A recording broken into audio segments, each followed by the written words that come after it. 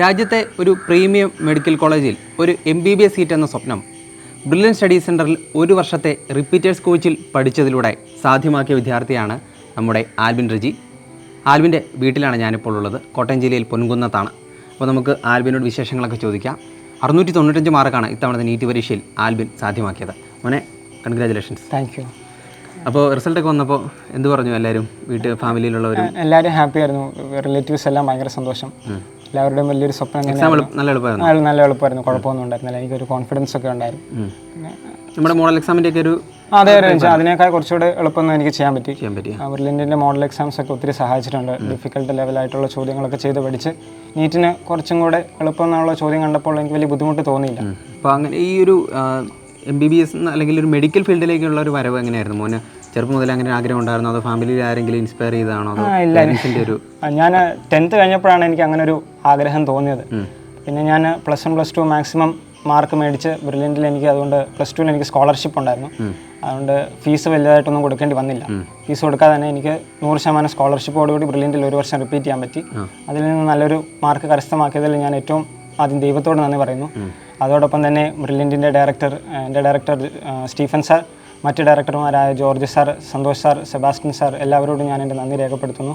Brilliant ഫാമിലിയിലെ എല്ലാവരോടും, പ്രത്യേകിച്ച് പ്രൊഫസേഴ്സ്, ക്ലാസ് ടീച്ചേഴ്സ്, എൻ്റെ ഫ്രണ്ട്സ്, എല്ലാവർക്കും ഇതിനകത്ത് വലിയൊരു പങ്കുണ്ട്. ഹോസ്റ്റൽ ലൈഫൊക്കെ ഏതായിരുന്നു? എൻ്റെ ഹോസ്റ്റൽ നടക്കലായിരുന്നു. നടക്കൽ വളരെ നല്ലൊരു അന്തരീക്ഷം തന്നെ ആയിരുന്നു. തൊട്ടടുത്ത ഹോസ്റ്റലായിരുന്നു. ഒരു 2 മിനിറ്റ് നടക്കാനുള്ളതുണ്ടായിരുന്നു. അവിടുത്തെ വാർഡന്മാരായ പ്രശാന്ത് സാർ, രണനാഥ് സാർ, പിന്നെ എൻ്റെ ഫ്ലോർ ഇൻചാർജ് സച്ചിൻ സാർ, അവരെല്ലാവരും തന്നെ ഭയങ്കര സപ്പോർട്ടീവായിരുന്നു. മാർക്ക് പറയുമ്പോൾ അന്വേഷിക്കുകയും സാരം എല്ലായിടത്ത വട്ടം പിടിക്കാം എന്നുള്ള രീതിയിൽ നമ്മളെ സപ്പോർട്ട് ചെയ്യുകയും ചെയ്യുമായിരുന്നു. മോൻ്റെ ഒരു ടൈം ടേബിൾ എങ്ങനെയായിരുന്നു? ഒരു വൈകുന്നേരം സമയം കൂടുതൽ കണ്ടെത്തുന്നു? ഞാൻ മോസ്റ്റ്ലി ഹോസ്റ്റലിൽ ഇരുന്നാണ് പഠിച്ചത്. വെളുപ്പിനെ എണ്ണീറ്റിരുന്ന് പഠിക്കുന്ന കൂട്ടത്തിലാണ്.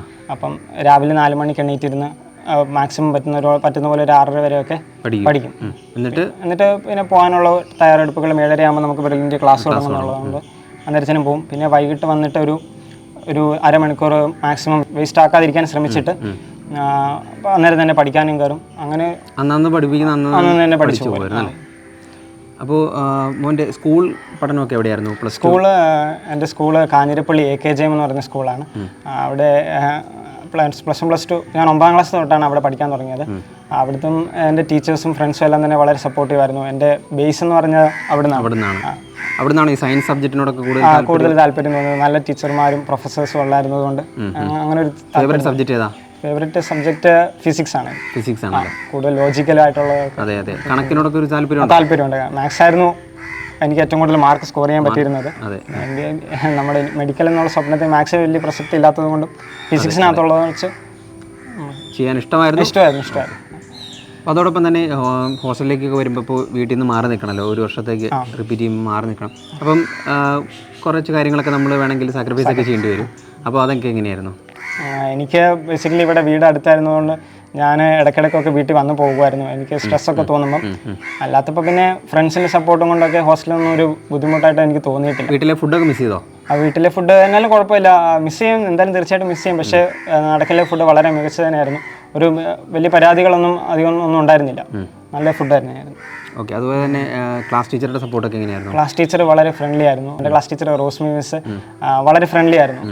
എനിക്ക് മാർക്ക് പറയുമ്പോൾ അന്വേഷിക്കുകയും ചില എന്ത് പറ്റിയടാന്നൊക്കെ ചോദിച്ച് നമ്മളെ എപ്പോഴും കെയർ ചെയ്യും, മോട്ടിവേറ്റ് ചെയ്യുമായിരുന്നു. ഇപ്പോൾ ആൽബിൻ്റെ അമ്മയാണ്. എന്താണ് മാഡത്തിൻ്റെ പേര്? എൻ്റെ പേര് ആൻസി. വർക്ക് ചെയ്യുന്നുണ്ടോ? ഇല്ല, വർക്ക് ചെയ്യുന്നില്ല. ആൽബിൻ്റെ ഫാദർ? പപ്പ ഉണ്ട്, കോഴിക്കോടാണ് വർക്ക് ചെയ്യുന്നത്. പപ്പയുടെ പേര് റെജി, എഞ്ചിനീയറാണ്. കോഴിക്കോട് എവിടെയാണ്? കോഴിക്കോട് മലബാർ മെഡിക്കൽ കോളേജിൻ്റെ ഹോസ്പിറ്റലിൻ്റെ ഒരു പ്രോജക്റ്റാണ് ചെയ്യുന്നത്. ആണല്ലേ. അപ്പോൾ എന്താണ് ഈ ഒരു അവസരത്തിൽ അമ്മയ്ക്ക് തോന്നുന്നത്? ഇത്ര നല്ലൊരു മാർക്ക് കിട്ടി, ഒരു വർഷത്തെ ഒരു പ്രയത്നമായിരുന്നല്ലോ, അപ്പോൾ അത് ഫലം കണ്ടു. അപ്പോൾ എന്താണ് ഇപ്പോൾ അമ്മയ്ക്ക് അതിനെ? ഒരുപാട് സന്തോഷമുണ്ട്. ഒപ്പം ബ്രില്യൻറ്റിനോട് ഒരുപാട് നന്ദിയും. എന്ന് വെച്ചാൽ ബ്രില്യൻറ്റിൽ നടന്നിരുന്ന മോഡൽ എക്സാമുകളും അവരുടെ കെയറും ഒരു പരിധിവരെ ഭയങ്കര സപ്പോർട്ടീവായിരുന്നു. ജനുവരി തുടങ്ങിയ ഒരു 10-35ഓളം മോഡൽ എക്സാമുകൾ നടത്തി. അതിലെല്ലാം മാർക്ക് നന്നായിട്ട് സ്കോർ ചെയ്യാൻ പറ്റുന്നുണ്ടായിരുന്നു. ഓരോ പ്രാവശ്യവും ഇൻക്രീസ് ചെയ്തുകൊണ്ട് തന്നെയാണ് ഇരുന്നത് മാർക്കുകൾ. അപ്പം ആ മോഡൽ എക്സാമുകൾ നടത്തിയത് കൊണ്ടാണ് കൂടുതൽ മാർക്ക് സ്കോർ ചെയ്യാൻ പറ്റിയത്. അത് ഒരുപാട് ഗുണം ചെയ്തു. എല്ലാ പിള്ളേർക്കും, മോനെന്നല്ല എല്ലാ പിള്ളേർക്കും ഒരുപാട് ഗുണം ചെയ്തതാണ്. അതേ ഒരു പാറ്റേണിലുള്ള എല്ലാ ക്വസ്റ്റ്യനുകളും അവർ കണ്ടെന്നുള്ളതാണ്. നീറ്റ് എക്സാമിന് മുമ്പായിട്ട് നീറ്റ് എക്സാം വരുമ്പോൾ അവർക്കൊരു ഒരു ഭയമില്ലാതെ അമ്പരപ്പൊന്നും ഉണ്ടാവാനില്ല. ടെൻഷൻ ഇല്ലാതെ പരീക്ഷ എഴുതാൻ ബ്രില്യൻറ്റിലെ എല്ലാ മക്കൾക്കും പറ്റിയെന്നുള്ളതാണ് എൻ്റെ ഒരിത്. ഹോസ്റ്റലാണേലും ഒരു കുഴപ്പമില്ലായിരുന്നു, നല്ല അന്തരീക്ഷമായിരുന്നു. സച്ചിൻ സാറൊക്കെ ഭയങ്കര സപ്പോർട്ടീവായിരുന്നു, റോസ്മി മിസ്സും പിന്നെ ഡയറക്ടേഴ്സ് ആണേലും എല്ലാവരും നല്ലൊരു അന്തരീക്ഷമാണ് ബ്രില്യൻറ്റ് കൊടുക്കുന്നത്. അത് ഇനിയും വരുന്ന മക്കൾക്കാണെങ്കിലും അത് നല്ല മാർക്ക് സ്കോർ ചെയ്യാൻ പറ്റുമെന്നാണ് വിശ്വാസം. പിന്നെ എല്ലാവരോടും അതിനുള്ള നന്ദിയും കടപ്പാടും അറിയിച്ചു കൊള്ളുന്നു. വളരെ സന്തോഷം, ഒരുപാട് സന്തോഷം. പപ്പയുടെ പേരിലുള്ള നന്ദിയും സ്നേഹവും. ഓക്കെ, മോളുടെ പേരെന്താ? എൻ്റെ പേര് ആൽബിയ റജി. എത്ര ക്ലാസ്സിലാണ് പഠിക്കുന്നത്? ഞാനിപ്പോൾ 9-ലാണ്. ഏത് സ്കൂള്? AKGM തന്നെ. ചേട്ടൻ പഠിച്ച അതേ സ്കൂളിൽ തന്നെയാണോ? ഓക്കെ, അപ്പോൾ എങ്ങനെയാ ചേട്ടന് ഈ ഒരു വിജയം കിട്ടിയപ്പോൾ എന്താ മോൾക്ക് പറയാനുള്ളത്? ഫ്രണ്ട്സിനോടൊക്കെ പറഞ്ഞോ? വളരെ സന്തോഷം തോന്നുന്നു. ഫ്രണ്ട്സ് എല്ലാം ഭയങ്കര സപ്പോർട്ടായിരുന്നു. ഇന്നപോലെ ചേട്ടന് കിട്ടും എന്ന് അവരും പറഞ്ഞ വിശ്വാസം ഉണ്ടായിരുന്നു. വളരെ സന്തോഷം തോന്നുന്നു. മോൾക്ക് ഇനി എന്താ ആവാനാണ് ആഗ്രഹം? അങ്ങനെ എന്തെങ്കിലും മനസ്സിലുണ്ടോ? തന്നെ മെഡിക്കൽ ഫീൽഡിലോട്ട് തന്നെ പോകാനാണ് അല്ലേ? അപ്പോൾ ചേട്ടൻ എന്തെങ്കിലും ഹെൽപ്പ് ചെയ്യാറുണ്ടോ പഠിക്കാനൊക്കെ? ഉണ്ട്. നമുക്ക് സംശയം പറഞ്ഞു തരും. അപ്പോൾ ആൽബിൻ്റെ ഗ്രാൻഡ് മദറാണ്. എന്താണ് അമ്മയുടെ പേര്? അതെ, എൻ്റെ പേര് അന്നമ്മ ആൻ്റണി. ഓക്കെ, അമ്മയ്ക്ക് എന്താണ് പറയാനുള്ളത്? ഇപ്പോൾ കൊച്ചുമോന് നല്ലൊരു മാർക്ക് കിട്ടി. കൊച്ചുമോൻ ഇത്രയും മാർക്കൊക്കെ കിട്ടിയവൻ നല്ലപോലെ ജയിച്ചതിന് തമ്പുരാനോട് നന്ദി പറയുന്നു. ഞങ്ങൾ പ്രാർത്ഥിക്കുന്നു. ഞങ്ങളെ കൊണ്ട് അതിലേ പറ്റുള്ളൂ. അതുകൊണ്ട് ഞങ്ങൾ എന്നും പ്രാർത്ഥിക്കും. പിന്നെ അവനെ ഒരാഴ്ച കണ്ടില്ലേ, ബുദ്ധിമുട്ടായോണ്ട് ആഴ്ച തോറും ചെന്ന് കൊണ്ടുവരും. പിള്ളേരാരെങ്കിലും ചെന്ന് കൊണ്ടുവരും. കൊണ്ടുവന്ന് ഒരു ദിവസം ഞങ്ങളുടെ കൂടെ കിടന്നേച്ച് പിറ്റേ ദിവസം വെളുപ്പിനെ കൊണ്ടുവിടും. എന്നാലും ഇത്ര അടുത്തായതുകൊണ്ട് ഞങ്ങൾക്ക് അത് വലിയൊരു സന്തോഷമായിരുന്നു. അവനും സന്തോഷമായിരുന്നു. ഒന്നിച്ചിരുന്ന ഒരു ആഹാരം കഴിക്കുക. അതുകൊണ്ട് എങ്ങനെയാണ് ഞങ്ങൾ വളർത്തിയത്. അതുകൊണ്ട് അവന് സന്തോഷം ഉണ്ടായിരുന്നു. ഞങ്ങളുടെ കൂട്ടത്തിൽ വന്നൊന്ന് ആഹാരം കഴിക്കുകയോ ഒന്ന് കിടക്കുകയോ ഒന്ന് പ്രാർത്ഥിക്കുകയൊക്കെ ചെയ്യുമ്പോൾ അതുകൊണ്ട് അങ്ങനെ അവനും സന്തോഷം ഉണ്ടായിരുന്നു. ഞങ്ങൾ അങ്ങനെ ആഗ്രഹിച്ചത്. അതുകൊണ്ട് തമ്പുരാൻ അത്രയൊക്കെ നല്ലൊരു മാർക്ക് കിട്ടി. അവൻ അത്രയും മാർക്ക് മേടിച്ച് വിജയിക്കാനുള്ള തമ്പുരാൻ്റെ കൃപ അത്രയേ ഉള്ളൂ. അതുകൊണ്ട് ഇനിയും ഉള്ള പഠിത്തത്തിന് ഇതുപോലെ തന്നെ മിടുക്കനായിട്ട് ജയിച്ചു പോകണമെന്നാണ് ഞങ്ങളുടെ ആഗ്രഹം. അതുകൊണ്ട് ഞങ്ങൾ പ്രാർത്ഥിക്കുന്നു. പിന്നെ തമ്പുരാൻ്റെ കയ്യിലിരിക്കുന്ന കാര്യം മിടുക്കനായിട്ട് പഠിച്ചോളും. അവനെ +2-നും 10ാം ക്ലാസ്സിലും എല്ലാം എല്ലാ മാർക്കും ഫുൾ മാർക്ക് മേടിച്ച് ജയിച്ചു. അതുകൊണ്ട് പഠിക്കാൻ വിട്ടപ്പോൾ മുതൽ അങ്ങനെ 8ാം ക്ലാസ്സിൽ മുതൽ എല്ലാം മേടിക്കാൻ തുടങ്ങി പരീക്ഷയ്ക്ക്. അങ്ങനെ എല്ലാ വിഷയത്തിനും A+ മേടിച്ച് ജയിച്ച് ഇത്രയും വരെ വന്നു. ഇനിയത്തെ കാര്യം തമ്പുരാൻ്റെ കയ്യിൽ. ഞങ്ങൾ തമ്പുരാനെ ഏൽപ്പിച്ച് പ്രാർത്ഥിക്കുന്നു. അപ്പോൾ ആൽബിൻ, എല്ലാവരും ഫാമിലിയിലുള്ളവരും ഫ്രണ്ട്സും എല്ലാവരും ആ ഒരു എക്സൈറ്റ്മെൻറ്റിൽ സന്തോഷത്തിലൊക്കെയാണ്.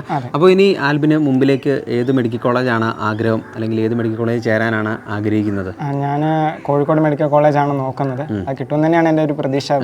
കേരള റാങ്കിങ് എങ്ങനെ പോയാലും അതിനുള്ളിൽ എത്തുമെന്നുള്ള പ്രതീക്ഷയിലാണ്. അപ്പോൾ ആഗ്രഹിച്ച ഒരു മെഡിക്കൽ കോളേജ് തന്നെ എത്തട്ടെ എന്ന് ഞങ്ങൾ ആശംസിക്കുകയാണ്. അപ്പോൾ ഇനി വരുന്ന പരീക്ഷകളിലും ഭാവി ജീവിതത്തിലൊക്കെ ഇതുപോലെ തന്നെ മികവാർന്ന വിജയം നേടാനായിട്ട് സാധിക്കട്ടെ എന്ന് ഞങ്ങൾ ആശംസിക്കുകയാണ്. അപ്പോൾ all the best. Thank you. Entrance സംബന്ധമായ വാർത്തകളും അപ്ഡേഷനുകളും ഏറ്റവും വേഗം ആധികാരികമായി അറിയാൻ ബ്രില്യൻറ്റ് സ്റ്റഡി സെന്റർ പാല യൂട്യൂബ് ചാനൽ സബ്സ്ക്രൈബ് ചെയ്യുക. ബെൽ ഐക്കൺ അമർത്തുക. ഈ വീഡിയോ മറ്റ് സുഹൃത്തുക്കളിലേക്കും ഷെയർ ചെയ്ത് നൽകുക.